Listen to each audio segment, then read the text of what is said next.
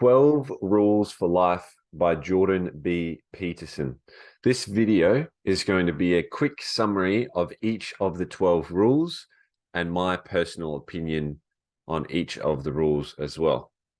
Sort of figuring out how true is Jordan Peterson? How much wisdom is there to his statements?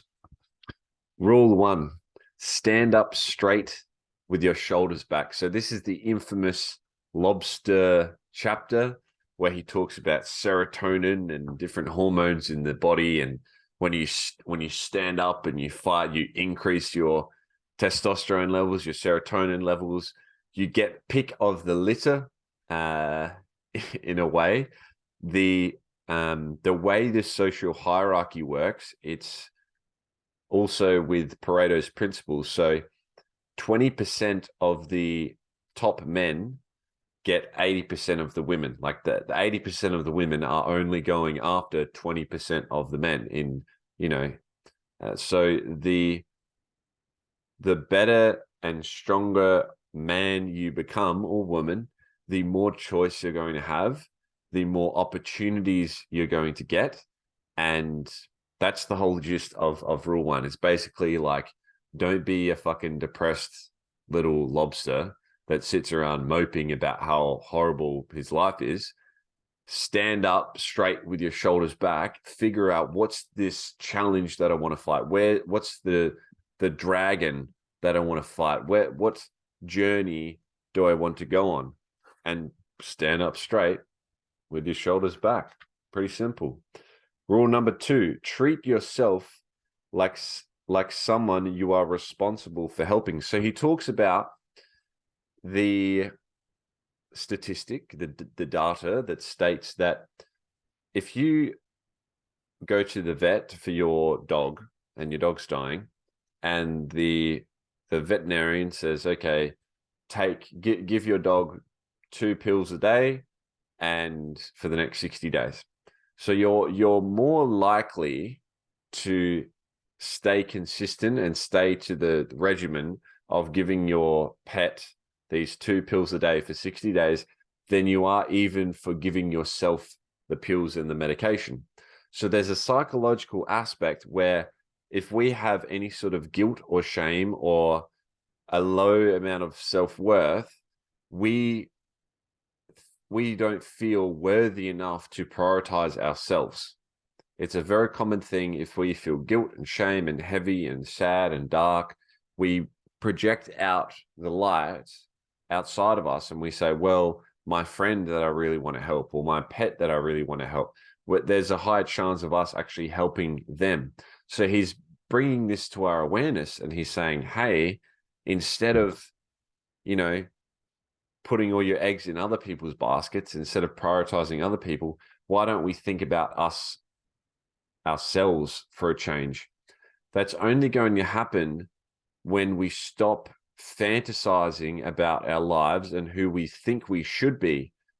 Anytime you catch yourself saying, oh, I should be happier, oh, I should be more grateful, oh, I should go to the gym, oh, I should eat better, oh, I should study more. Anytime you say should, you're shitting on yourself, you're shooting on yourself, you're shitting on yourself, okay? That's language that implies guilt and shame for yourself. So any shoulds are going to lower your self-worth and decrease the probability that you're going to actually prioritize yourself. So what do we do when we catch ourselves shooting on ourselves? It means that we're comparing our life to someone else. Okay, so we've got another rule, rule 4. I don't want to skip ahead too much. But when you compare yourself to someone else's life and you think, well, they have this amazing life, I should be doing what they're doing, I should be happier like them. It's a comparison, and we're disassociating ourselves from our own life, our own individuality. So when you catch yourself saying that, it's a sign that you're on the road of putting other people above you, comparing yourself. So be aware of the shoulds, and then reflect and be like, who am I comparing myself to? Why do I think it should be this way? Because your life demonstrates who you are. Your actions, what you consistently do and what you consistently think about, are the greatest reflection of who you are. If you're doing things that are not aligned with what you actually want to do and what you actually are spontaneously inspired from within to do every single day, no one needs to remind you to do it or think about it or take action towards it. These inspiring things, whatever it is, it might be work, it might be your family, it might be social media, it might be video game, whatever you love. Well, not social media, but is there a fitness thing? Is it a pet thing? Is it a content creation thing that you're watching on social media? It might not be social media that's of value to you. It might be what you're getting out of it. So don't shit on yourself. Reflect and ask, okay, what does the real me want? What does the real me want? Because if your actions aren't aligned with the real me, you're going to purposely self-sabotage and put other people above you instead of prioritizing yourself. Hence the rule, treat yourself like someone you're responsible for helping. So I would change that rule and I'll be like, be aware of who you are. And instead of devaluing yourself and putting other people above you, value yourself and prioritize yourself so that you can help other people. It's a bit longer. Rule 3, make friends with people who want the best for you. Show me your friends and I'll show you your future. You become the people that you spend the most amount of time with. Pretty self-explanatory there. Your environment, so important to the brain. We adapt to our environment. So I think it's very important to learn how to say no to others. Get really good at diplomatically saying fuck off to other people. Basically, hey, sorry, hey, thank you for offering. Let me check my schedule and I'll get back to you. Hey, thanks for asking me. I would love to do that. I'm just working on a few other high priority projects right now. Let me check my calendar and I'll get back to you. Hey, that's awesome. I would love to do that. I just need to finish reading my book today and post it on YouTube. And if I get that done, I'll let you know and then we can hang out, right? Or you just say, fuck off. Rule number 4, here we go. Compare yourself to who you were yesterday, not who someone else is today.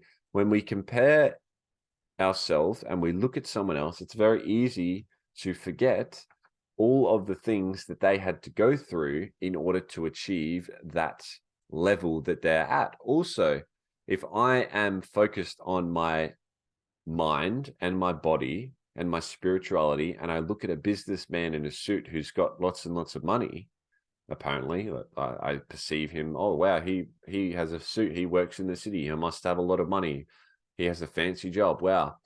We're focusing on different things. That lawyer has a higher value on making money, business, appearance, all these things, investing, whereas I value more my mind and going to the gym and going to the beach and connect and meditating and all these sort of things.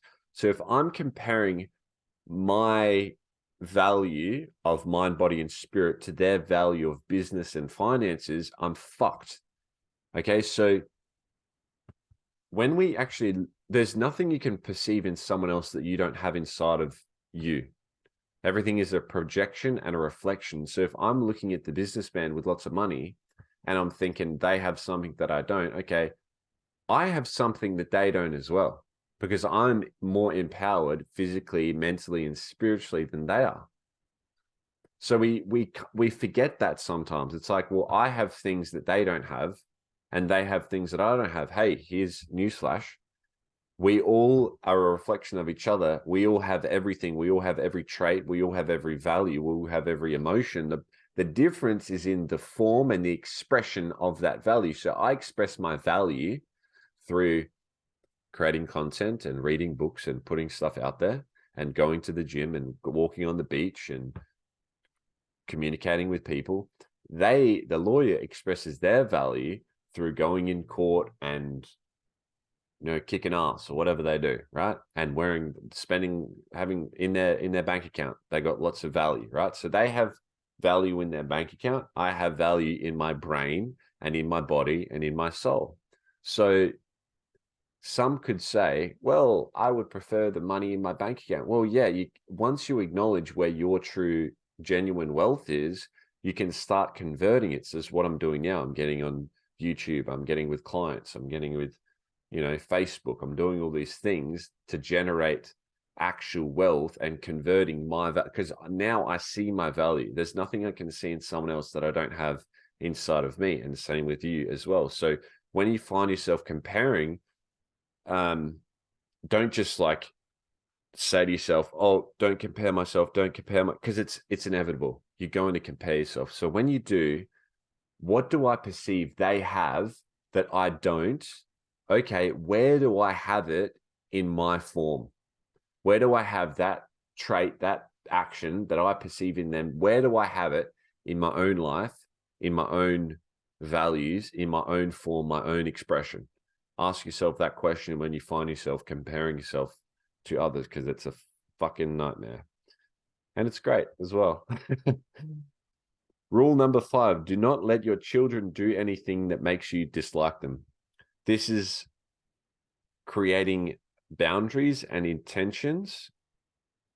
And this is the same where if you're with a partner, if you have a partner and you at the gym, like in the sauna, you're in the sauna at the gym and you're talking shit about your wife or your partner. And you're like, yeah, they're this, they're that, they're fat, they're lazy, they have this stupid thing that they do. Are you serious? You're actually denigrating the person that you spend the most amount of time with. Like, do you register that? And of course, we all do this. But the problem is when we are completely unaware that everything our partner is doing is what we do, and we are actually enabling that situation. Anything your partner does, I would say that it's a reflection of you, and you have somehow created that because you're the person that spends the most amount of time with them. So with your kids, like imagine if Prince, my doggo, you can't really see him, but he's the little one. He's only a puppy, but imagine if I just let him shit in the house and destroy things, and I didn't have any sort of boundaries around that stuff. Is it his fault, or is it my doing? Is it my creation because I'm allowing him to do it? And if I'm getting annoyed at it, like if I get annoyed at him being reactive to other dogs and like lunging towards other dogs, the first time he did it, he was communicating to me and I wasn't aware. I'm like, oh, okay.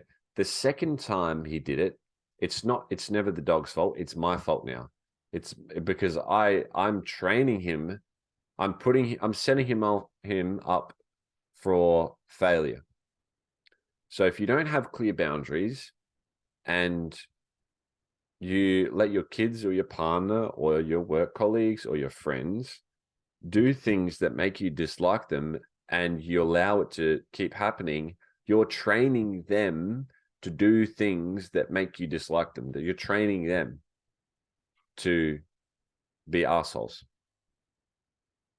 Rule number 6, set your house in the perfect order before you criticize the world. This is a principle of reflect on yourself, work on yourself first before you step out into the world and you try and fix everyone else's problems and fix these big problems in the world, because you're not going to have the amount of value to help others unless you can help yourself. We can only help others to the degree that we have helped ourselves. If we are organized in chaos, we're going to project out desperation and neediness and volatilities and emotions that's not going to make things any better for others. So it's like I'm having this awareness now in my business. It's like there's no way that I can help other people that I haven't helped myself with. So why am I even having a thought of helping someone that isn't connected to me and isn't someone whose problems I can just bang, I know how to solve very easily. So it's start. It's like don't rush. Don't rush. Anytime you're looking for a shortcut, there's a tiger waiting to jump out and eat you. Rule 7, pursue what is meaningful, not what is expedient. This is a basic, the marshmallow experiment where they sit a bunch of kids in front of marshmallows and they say, hey, if you wait, you'll get more marshmallows. The people that waited and got more marshmallows, they were seen to be more successful later on in life, which is an anecdote, some empirical evidence to show that maybe there's something going on in our brain. If we can train our brain to delay the gratification, to not get instant dopamine right away every time, then we can somehow calm our mind down to the crazy distractions that are going on and, throwing crazy shit up at us every day. What if we calm that down? We get better at it. So pursue what is meaningful, because what is meaningful is going to be sustainable. It's going to be fulfilling. It's going to help you grow. It's going to help you see more clearly. It's going to help you live more from your executive center. So you'll need less governance from others. You'll be more independent. You'll be more focused. Like there's so many benefits of living your values and pursuing what is meaningful to you and not what is expedient. It's like, hey, do I eat ice cream and watch porn, or do I read a book and make a video? One is going to be bang, instant dopamine, make me feel really good. The other is going to be a challenge. It's going to challenge my brain, make me think a bit different. It's going to kind of exhaust me. It's going to help me sleep at night. And then I'm actually producing rather than just consuming. One is consuming, one is producing and challenging myself. When you embrace the challenge and the pain and the suffering, when you embrace it, that's where you find meaning. That's what we learned in Viktor Frankl. When you find the meaning in the suffering, that's where the fulfillment is. That's where the purpose is. If I just eat ice cream and wank, then it's like there's no challenge. There is absolutely zero. It's like, oh, maybe I'll go to the store and I'll fucking buy the $10. Maybe I'll have to find the right video to watch. That's a very, very small challenge. So it's like, what's the biggest challenge that inspires me the most? It's going to bring me the most amount of meaning and the most amount of fulfillment. That's what I'm going to do, because that's long lasting. There's no, what's the point of living my life if I'm not going to wake up every day and love every second of it? If you're living through instant gratification, it's hazy, it's unpredictable, it's uncertain. There's volatilities, there's emotions. You don't actually know. There's like, okay, I'm gonna wake up every day and watch fucking TikTok all day. It's like, what kind of, like, you're just gonna go backwards, really, because you're consuming, you're not producing. When you produce, you can consume more, not the other way around. It's like going up to your boss and saying, hey, can I have a raise? And the boss says, when you work harder, I'll give you a raise. And you just sit there and you expect a raise before even putting in the work. Put in the work, find what challenges inspire you, embrace the pain, embrace the suffering, and you'll find the meaning, and you'll have longer lasting, sustainable fulfillment. Oh, I like that one. Can you tell? Rule number 8, tell the truth, or at least don't lie. Here, I strongly disagree, because I have a different conception of what truth is.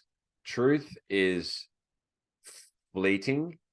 Truth is only revealed in the millisecond of love, gratitude, inspiration, presence, and wisdom. If you're not in those 6 transcendental feelings, you are not seeing the truth. Real truth has no words. So my ex-partner would say, can you just tell me the truth? What's going on? But if I were to tell the truth, it would mean explain every single little detail. Now, I don't know about you, but I don't have the time to every single time I get home tell my girlfriend exactly everything that happened start to finish, because one, they're not going to be able to understand where I'm coming from. So I'm not actually communicating. I'm just fucking blurting out bullshit that's not truth, because they are filtering it through their perceptions. So how can I tell the truth if they are filtering it through their perceptions? They don't see the truth. So how the fuck are they going to hear the truth? Okay, so yeah, that's my little rant on truth, because what the fuck is truth? Truth is love. And if you're not in a state of love, then there's no truth. It's distortion. It's a bias. It's human bias. It's our unfiltered fucking bullshit perceptions that are filtering through our own values, our own past, and our old traumas and triggers and all this kind of thing. So I think what he means by tell the truth is, don't say things you know to be inherently wrong. And I think Jordan Peterson has said that before. So it's, instead of tell the truth, it's like, hey, just if you know you're being a fucking asshole and you're trying to extort the other person or blackmail the person or blindside them or manipulate them in a malevolent way, maybe think twice about it. Because what tends to happen, if you do something that you feel is inherently bad and malicious, then it's going to come back to bite you in the ass. So he has a great example that he likes to use. It's like if you tell a lie and you know it's a lie and you know it's wrong, you feel the guilt and the shame, and you know it's wrong in your heart, and only you can know. So don't let other people tell you what's right and what's wrong. Only you can feel there's no such thing as fucking right and wrong, because it's all, is it right to kill a murderer? If is it right to kill someone? Yes or no? No. Okay, well, this person's about to go inside a family home and murder the mum, the dad, and the 3 kids. Is it okay? Is it right to kill that guy before they go in and kill the 5 people? Yes. Okay, so is it good to kill a bad person, or is it bad to kill a good person? What's going on? What's the bullshit? Okay, so don't let anyone tell you what's right and wrong. It's what you feel intrinsically inside of you. This is the karmic wheel, the Indian religion, where you feel things come around. What goes around comes back round, whatever Justin Timberlake says. So if you feel it's wrong within you, it's like pulling a rubber band back, and it's going to smack you. So it's, the universe is designed to bring you back into balance and homeostasis, because that is where the most amount of growth is. That's where the most amount of love is. The universe is constantly expanding and growing. And in order to expand and to grow, we need to have a balance of challenge and support, good and bad, positive and negative, day and night, hot and cold, warm and dry, all these things that are going to create the balance. If you are feeling you've done wrong and done bad, you're very fiery, you're very dense, you're very hot, you're very mean, you're very dry. So that's out of balance. So the universe is going to throw some shit in there and do something in order to make you feel better. So you'll get a parking fine randomly, or you'll lose $100, or something will happen where you're like, oh, okay, I kind of feel a bit better. Or like, here's a perfect example. If you go and steal some money from someone, don't be surprised when a week, a year, 10 years later, someone steals from you. That's the universe balancing itself out. So that's what's going to happen if you know you're telling a lie. It's going to come back to bite you. It's basically, he's talking about karma, right? Rule number 9: assume that the person you are listening to might know something you don't. This is a great rule. If you want to, it's incredible the things that people will tell you if you just listen. Now, this is the principle of being present. Don't wait for your turn to talk. Actually focus, look them in the eye. We have these things in our eyes called microsaccarbs. And as we evolved, our eyes were trained to find movement. So the lower mind and lower stages in our evolution, our minds are constantly looking for movement. So it's a display of higher consciousness and presence when you can maintain eye contact with someone, because the microsaccarbs stay still and focused, and you can look them directly in the eye. And some people, it's if emotional people, schizophrenic people, they can't look at you in the eye because it freaks them out. But if you can really be present and focus and be with someone and listen to them and listen to understand, not just to wait for your turn to talk, like I said before, but listen and be like, what are they really trying to tell me? It's incredible the amount of things that you'll hear, because some of the other principles we've discussed so far, if everyone is a reflection of you, then when someone speaks, it's basically you talking to yourself, which is a bit fucking trippy, isn't it? Because they're going to tell you, they're going to give you an insight into your own being that you haven't thought of, and they're filtering it through their own perceptions. So you're getting their perception, a different angle of something that's going on in your life that's going to help you to grow and learn, even if you learn that you don't like that person. No, I'm just kidding. Usually the people we don't like are especially the people that are reflections of us. Rule number 10, be precise in your speech. This is I would say, a projection of Jordan Peterson's values, which isn't bad. I would just say that he obviously is an academic intellectual and loves researching and speaking. So I would say that we are most precise in our speech when we're talking about something that we love. So when you focus on something that you love and you share what you love, you will intrinsically be inspired to be as precise as you can with your speech. But yes, I do agree, as I'm rambling, to be precise with your speech.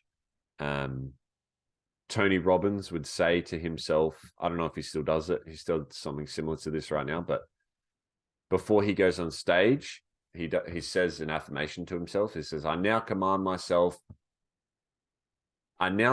subconscious mind to give me all of the strength, the brevity, the persuasion, the humor, whatever it takes to get these people to change their lives for the better. So he says brevity, which means what's the minimum amount of words that I can say that's going to have the most amount of impact. Jocko Willink says this as well. Hey, just sit. If there's a group of guys, just listen, because the less that you speak, the more powerful your words. If you're constantly rambling and you're always talking, the value of your words decreases. Value is in scarcity. If you can speak less and have more powerful words, you'll be more powerful. Rule number 11, do not bother children when they're skateboarding. Here, this is like a silly rule. Basically, let other people live their values and be them, and life's not that serious. Just fucking have some fun. Rule number 12, pet a cat when you encounter one on the street. He kind of has a little joke here because he's talking about dogs. So I think this rule to me means, like, don't forget to smell the roses. Don't forget to be grateful for everything that we have right now in this moment, because that is where the beauty is. The beauty, there's no certainty in tomorrow. The only certainty is right now. And if you're present in this beautiful moment, there is an infinite amount of love right at your fingertips. That is my summary of 12 rules for life. Thank you for watching. Subscribe.